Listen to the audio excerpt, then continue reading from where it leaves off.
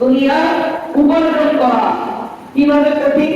একজন ব্যবসায়ী সেই সকালবেলা বাড়ি থেকে বের হয়েছে, আবার রাত্রেবেলা সে ফেরত আসবে, কিছু ইনকাম করবে, কঠিন সারাদিন তার মাথার ঘাম পায়ে ফেলতে হবে। যদি শ্রমিক হয় আস্তে আস্তে শরীরের রক্তগুলো তার পানি করা লাগবে, বিভিন্ন পরিশ্রম করার পরে দিন শেষে হয়তো 600 থেকে 700 টাকা সে পাবে, কঠিন। আর আখিরাত কোন আল্লাহর বান্দা যদি আল্লাহকে খুশি করার জন্য একবার মসজিদে বসা, একবার বাড়িতে বসা, একবার রাস্তায় দাঁড়ায়া, একবার বাজারে দাঁড়ায়া যদি বলে সুবহানাল্লাহ, সাথে সাথে